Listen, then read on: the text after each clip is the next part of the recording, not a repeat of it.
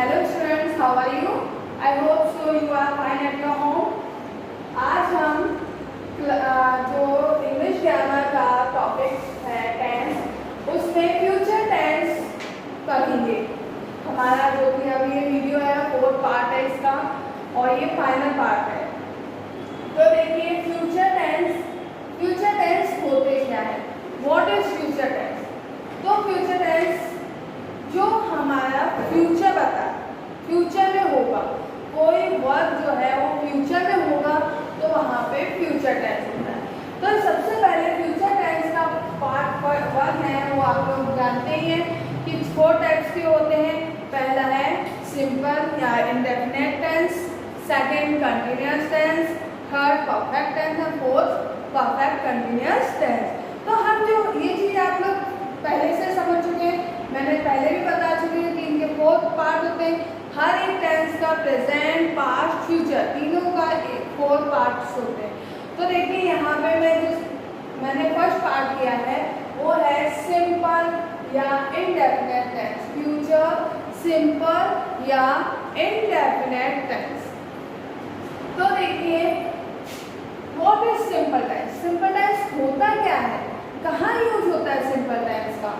तो देखिए the simple future is used for an action that has still to take place. जो future tense का use होता है वो कहाँ होता है, हिंदी वाक्यों में। जो फ्यूचर टेंस का होता है उसका प्रयोग ऐसे कार्य के लिए होता है जो अब अभी हुआ ही नहीं है, वो बाद में होगा, और वो भी होगा कि नहीं होगा ये कंफर्म नहीं होता। ठीक है, कुछ निश्चित होते हैं, कुछ अनिश्चित होते हैं। तो वहाँ पे फ्यूचर टेंस, आज आप जानते हो आपके फ्यूचर में क्या होगा, कल आपको तो पता है कि कल आपकी क्या होने वाला है, आपको ब्रेकफास्ट में, डिनर में क्या मिलने वाला है, लंच में क्या मिलने वाला है, आपको नहीं पता है। लेकिन आपको ये पता है कि मेरे साथ पास्ट में क्या हो चुका है ना, और अभी प्रेजेंट में क्या हो रहा है। लेकिन फ्यूचर नहीं पता कि आपके साथ 1 घंटे बाद क्या होगा, नहीं पता। तो जो चीज़ फ्यूचर, यही फ्यूचर टेंस है कि जो काम कब होगा, अब अभी तो नहीं हुआ है, बाद में होगा, तो वहाँ पे फ्यूचर टेंस होता है। फ्यूचर टेंस के 4 पार्ट्स वही है। सिंपल टेंस में जो इसका यूज होता है वो उसमें होता है कि जो वर्क अभी नहीं हुआ है। For example I shall go to school tomorrow.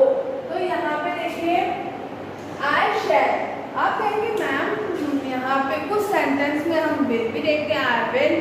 तो क्यों विल और शैल का यूज वहाँ होता है जहाँ पे निश्चित नहीं, मतलब कि कल मैं स्कूल जा भी सकती हूँ, नहीं ये कंफर्म तो नहीं है ना हमें कि नहीं ऐसा ही होगा, मैं कल स्कूल जाऊंगी ही जाऊंगी। क्या पता एकदम इमरजेंसी आ जाए, कुछ पता नहीं है कि कल मैं मार्केट जाऊंगी, क्या पता मार्केट ही बंद हो जाए, आप कहाँ से जाओगे। तो ये कंफर्म नहीं है। तो जहाँ कंफर्म नहीं होता है वहाँ शैल का यूज होता है, और जहाँ कंफर्म होता है वहाँ विल का यूज, कि नहीं मेरे द्वारा ये काम होगा ही होगा, तो आई विल। ठीक है, तो आई shall go to school tomorrow, मैं कल स्कूल जाऊंगी। They will help you, she will cook the food.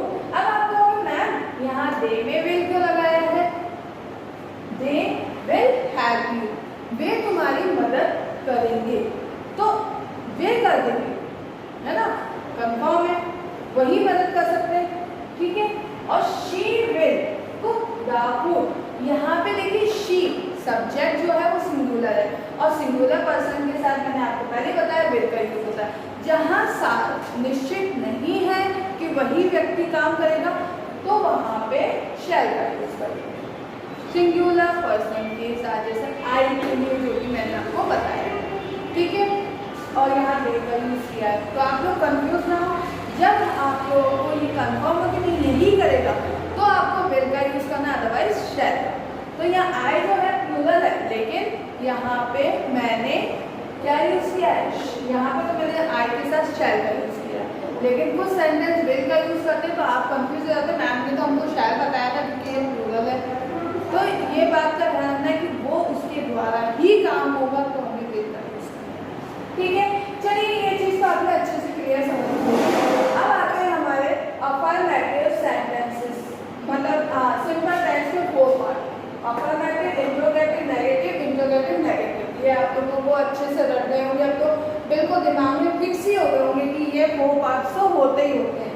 ठीक है, तो अफर्मेटिव में जब फ्यूचर टेंस में हमें क्या यूज करना है उसको समझते हैं। सब्जेक्ट तो होता ही है, हर सेंटेंस को बनाने के लिए सब्जेक्ट इंपॉर्टेंट होता है। तो सबसे पहले सब्जेक्ट विल और शैल का यूज होता है। सिंपल टेंस में विल और शैल का यूज होता है।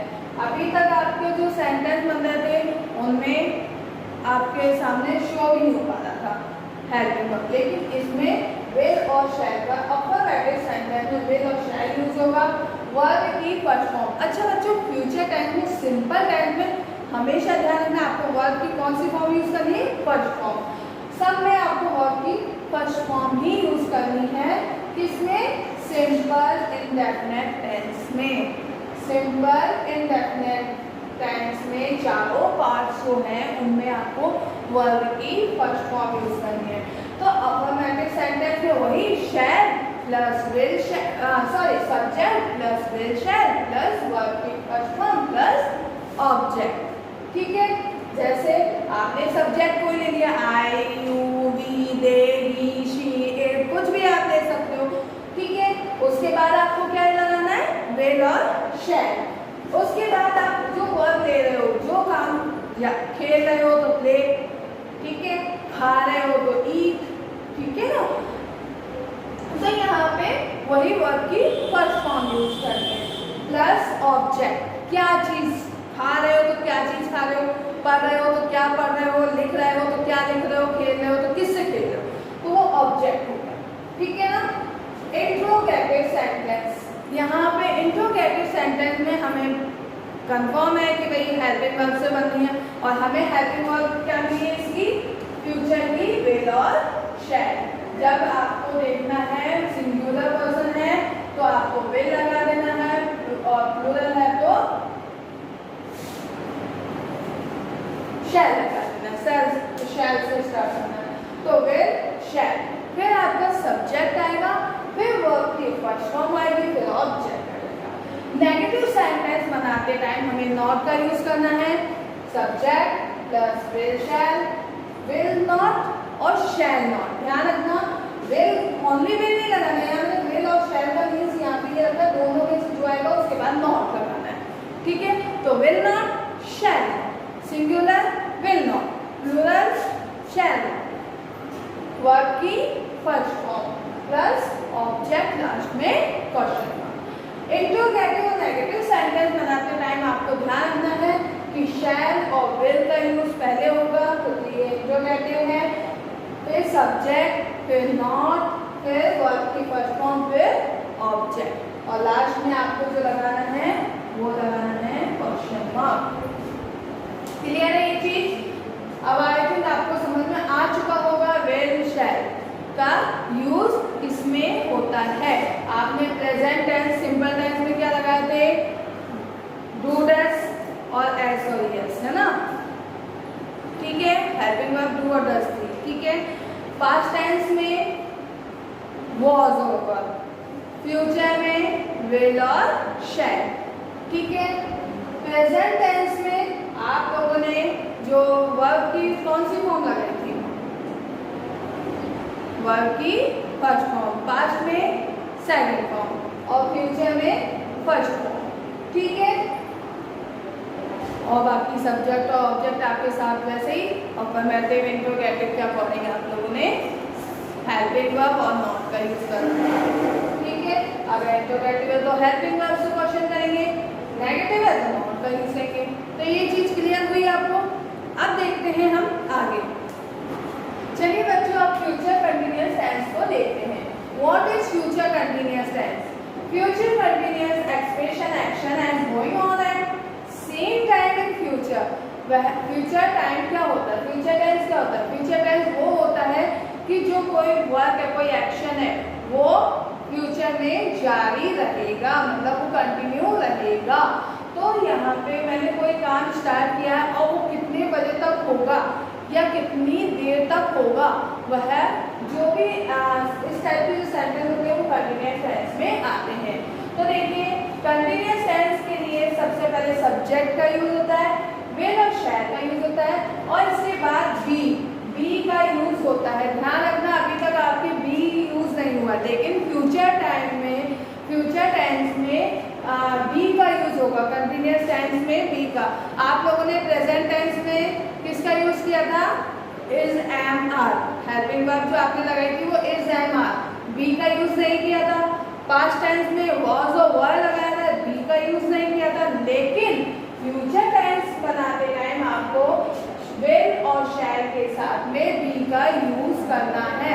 जैसे आपने अभी मैं आपको एग्जाम्पल भी बताऊंगी तो समझाऊंगी, ठीक है। वर्ब के साथ आईएनजी प्लस ऑब्जेक्ट। अब देखिए ये मैंने बनाया सेंटेंस, ही सब्जेक्ट है, ही विल, ही है सिंगुलर है तो विल, ही विल बी। देखिए मैंने विल के साथ डायरेक्ट बी लगाया। पहले हम लोग वर्ब ले लेते थे, लेकिन इसमें फ्यूचर टेंस में क्या लगाएंगे? बी का यूज करेंगे। He will be playing, play में आएंगे थोड़ा, playing cricket। तो यहाँ पे हो गया sentence, he will be playing cricket। When I get home, my children will be playing।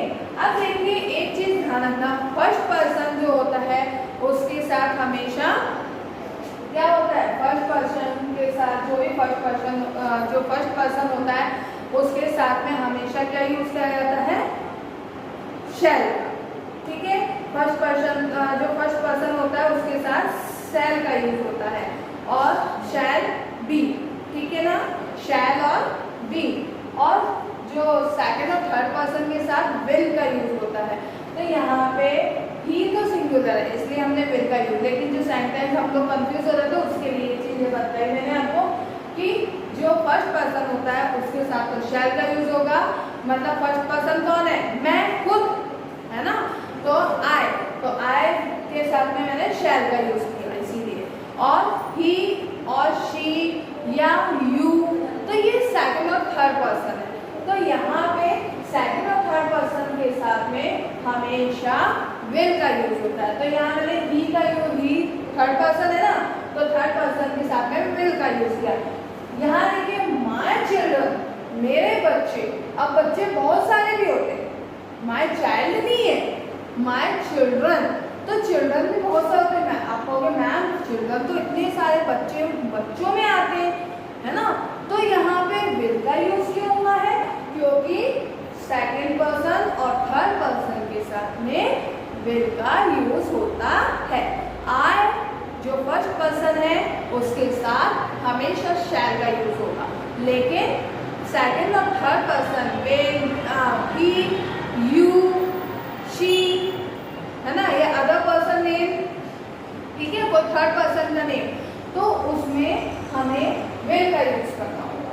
तो यहाँ पे इसीलिए माय चिल्ड्रन के स्पेस पे माय चिल्ड्रन में मैंने जो हेल्पिंग वर्ब लगाई है वो विल की लगाई है।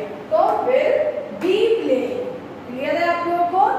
विल बी प्लेइंग, विल के साथ बी का यूज करना ही है, और जो आपका वर्ब है उसमें आईएनजी का यूज करना है। अब आपके साथ अगर कुछ और भी ऑब्जेक्ट होता तो वो आप यहाँ लगा सकते थे, ठीक है ना। मेरा सेंटेंस यही खत्म होता है, इसलिए मैंने जो वर्ब है उसके साथ आईएनजी यहाँ ऑब्जेक्ट नहीं होगा, ठीक है। चलिए अब देखते हैं फ्यूचर कंटिन्यूअस टेंस में 4 पार्ट्स के साथ में कैसे हेल्पिंग वर्ब का यूज करते हुए हमें सेंटेंस बनाना। तो अपन ऐसे सेंटेंस बनाते टाइम subject plus will be, shall be, plus verb के साथ ING plus object. Negative sentence बनाते टाइम आपको विल बी और नॉट का यूज कैसे करना है? Subject plus will not be. ध्यान रखिएगा बच्चों, विल के बाद आपको डायरेक्ट नॉट लगाना है और उसके बाद बी लगाना है। तो will not B, shall not be, plus verb के साथ आईएनजी प्लस ऑब्जेक्ट आप ले सकते हैं। इंट्रोगेटिव सेंटेंस बनाते टाइम आपको ध्यान रखना है, सबसे पहले हमें क्या यूज करना है, हेल्पिंग वर्ब, उसके बाद हमें क्या यूज करना है, सब्जेक्ट, फिर हमें बी यूज करना है। ये नहीं कि आप क्वेश्चन बनाते टाइम विल बी का यूज करके फिर सब्जेक्ट लेके आओ, क्योंकि मैम ने कहा विल के साथ में बी लगता है तो विल बी, शैल बी, तो आपका जो सेंटेंस होगा वो रॉन्ग हो जाएगा। आपको सबसे पहले हेल्पिंग वर्ब का यूज करना है, तो हेल्पिंग वर्ब का यूज करोगे आप तो विल, शैल, ठीक है। आप अकॉर्डिंग टू सेंटेंस, जैसे भी आपके सेंटेंस में सब्जेक्ट है ना, अकॉर्डिंग टू सब्जेक्ट आप लोग हेल्पिंग वर्ब का यूज कर सकते हो, विल, शैल, फिर सब्जेक्ट लोगे, उसके बाद आपको बी का यूज करना है, तो विल, सब्जेक्ट या शैल, सब्जेक्ट, बी प्लस वर्ब के साथ वर्ब में आईएनजी का यूज प्लस ऑब्जेक्ट, वर्ब के साथ आईएनजी जुड़ जाएगा और ऑब्जेक्ट बन जाएगा, ठीक है। ऑब्जेक्ट लग जाएगा, अगर आप ऑब्जेक्ट है आपके पास तो ऑब्जेक्ट लगेंगे, ठीक है। इंट्रोगेटिव और नेगेटिव सेंटेंस बनाते टाइम हमें कैसे नॉट का यूज करना है वो भी देखते हैं। सबसे पहले आपको इंट्रोगेटिव में तो क्या यूज करना है, हेल्पिंग वर्ब, उसके बाद आप लोगों को, सॉरी मैंने यहाँ पे सब्जेक्ट नहीं लिखा है, सब्जेक्ट विल और शैल, विल अकॉर्डिंग टू सब्जेक्ट आप विल शैल का यूज करेंगे, फिर सब्जेक्ट, फिर आपको नॉट बी, नॉट बी, जैसा कि हमने नेगेटिव में बताया था, नॉट बी, विल शैल का यूज होने के बाद हम नॉट लगाते हैं, नॉट के बाद भी लगाते हैं, तो सेम वही इंट्रोगेटिव सेंटेंस और नेगेटिव में बनाते टाइम सबसे पहले इंट्रोगेटिव है तो हेल्पिंग वर्ब लगी गई, सब्जेक्ट, उसके बाद हमने नॉट का यूज करते हैं, वो नॉट का यूज कर ही लिया हमने, उसके बाद हमें बी का यूज करना है, वर्ब के साथ आईएनजी प्लस ऑब्जेक्ट। इस तरीके से जब आप सेंटेंस बनाएंगे तो आपके इजीली कंटिन्यूअस टेंस के जो सेंटेंसेस हैं वो बन जाएंगे। चलिए बच्चों, अब हम परफेक्ट टेंस के बारे में, फ्यूचर परफेक्ट टेंस के बारे में पढ़ते हैं। What is future perfect tense? The future perfect tense is used to show an action that will be completed by a certain future time.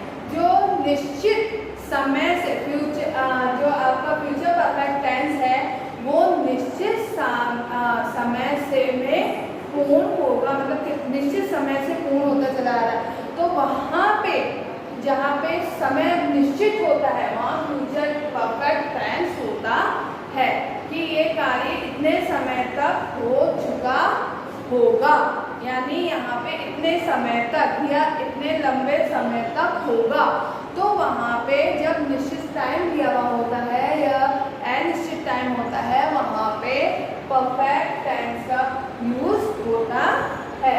The future perfect अब इसमें देखिए फॉर्मूला देखते हैं, subject plus will shall plus have plus verb की third form plus object. मैंने आपको बताया perfect tense में आपको वर्ब की थर्ड फॉर्म का यूज करना है।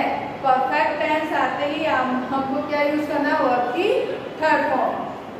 तो देखिए अभी तक हम लोग जो प्रेजेंट टेंस में हम लोग हेल्पिंग वर्ब यूज कर रहे थे वो प्रेजेंट टेंस में थी हैज और हैव की, पास्ट टेंस में हमने यूज करी थी हैड की, और फ्यूचर में हम लोग हेल्पिंग वर्ब करेंगे वो विल और शैल। जो सब्जेक्ट होगा उसके अकॉर्डिंग विल शैल लगा के हम हैव का यूज करेंगे, इसमें हैज का यूज नहीं होता है। पास्ट में तो हैड का यूज हो गया, प्रेजेंट में हैज और हैव का यूज हो गया, लेकिन फ्यूचर में जो हेल्पिंग वर्ब होगी वो आपकी हेल्पिंग वर्ब के साथ में हैव का यूज होगा, उसके बाद वर्ब लगेगी। तो देखिए मैंने कुछ एग्जाम्पल आपके सामने दिए। By next month she will have lived for 4 years in this house. तो यहाँ देखिए शी है तो थर्ड पर्सन के साथ में विल का यूज होता है, तो शी विल हैव, विल के साथ में डायरेक्ट हैव का यूज हुआ है। तो बाय नेक्स्ट मंथ अगले महीने she will have lived for 4 years in this house. इस हाउस में उसे कितने साल हो जाएंगे, 4 साल हो जाएंगे। तो देखिए जब वहाँ पे फ्यूचर टाइम में हो जाएंगे और उसे यहाँ पे थर्ड पर्सन के साथ विल हैव का यूज हो गया हमारा फॉर 4 years। तो यहाँ पे देखिए लॉन्ग पीरियड चले आ रहा है, निश्चित टाइम नहीं है, तो वहाँ पे फॉर का यूज होगा। Before you go to see him he will have left the place. तो यहाँ पे देखिए ही के साथ मैंने क्या यूज किया, विल हैव और लेफ्ट द प्लेस। अब आते हैं हम फ्यूचर टाइम्स के जो पार्ट्स हैं, परफेक्ट टेंस के जो पार्ट्स हैं उस पर। अफर्मेटिव सेंटेंस बनाते टाइम आपको subject plus will shall plus have plus verb की थर्ड फॉर्म प्लस ऑब्जेक्ट में यूज करना है। नेगेटिव सेंटेंस आप लोगों को मैंने जो वर्ब फॉर्म है, फॉर्म्स की लिस्ट भेजी है, आप लोग उसको अच्छे से लर्न करके और फिर इसको आप इजीली वर्ब का जो वर्ब की फॉर्म वगैरह आप लोग इजीली लगा पाओगे अगर आप लर्न करोगे तो। अगर आपने लर्न नहीं करा तो आपका यही आपको प्रॉब्लम आ सकती है। इसके बाद नेगेटिव सेंटेंस बनाते टाइम हमें subject plus will shall not, will और शैल का यूज करते हुए फिर नॉट का यूज करना है, नॉट के बाद हम हैव का यूज करेंगे, वर्ब की third form plus object. Interrogative sentence बनाते टाइम हमें हेल्पिंग वर्ब पहले लेनी है, विल शैल प्लस सब्जेक्ट फिर हैव का यूज करना है, फिर वर्ब की third form plus object. Interrogative और नेगेटिव सेंटेंस बनाते टाइम आपको विल और शैल हेल्पिंग वर्ब लेनी पहले, उसके बाद सब्जेक्ट प्लस नॉट, नेगेटिव है इसलिए नॉट हैव, नॉट हैव का यूज करने के बाद वर्ब की थर्ड फॉर्म प्लस ऑब्जेक्ट। तो इस तरीके से आप लोग जब सेंटेंस बनाओगे तो आपको परफेक्ट टेंस के सेंटेंसेस बनाने आ जाएंगे।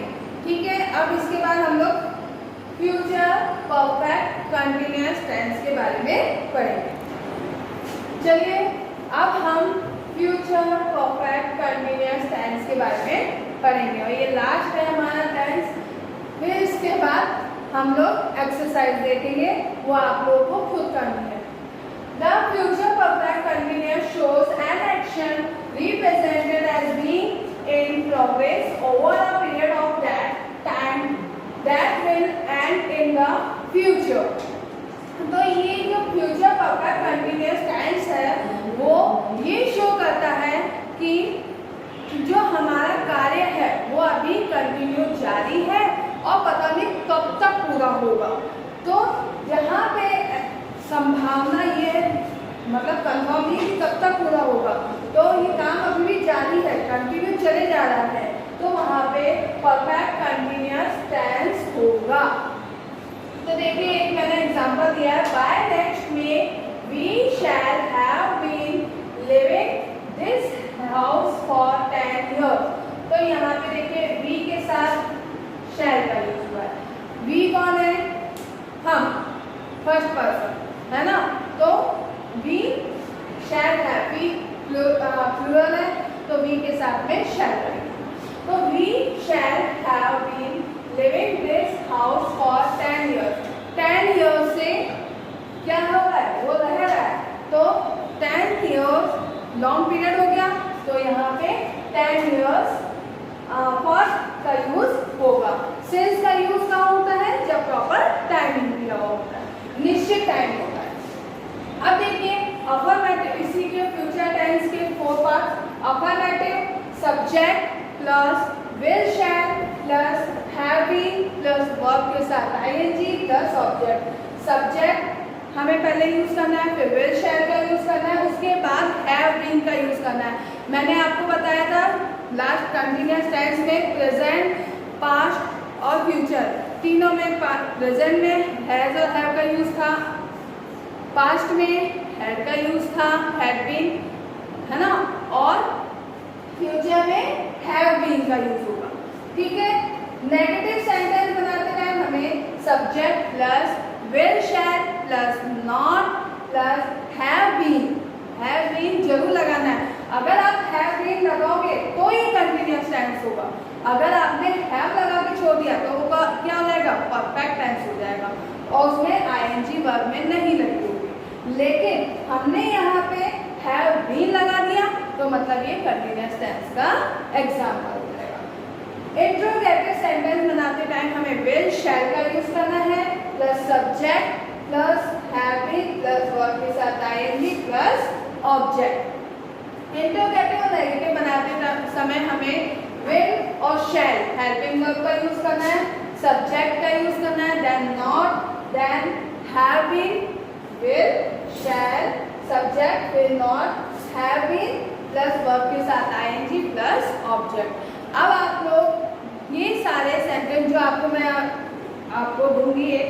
वर्कशीट, उसमें आपको टेंस रिकॉग्नाइज करने हैं और उस रिकॉग्नाइज करने के बाद आपको उसकी फॉर्म भी फिल करनी होगी। ओके बच्चों, thank you, stay home, stay safe.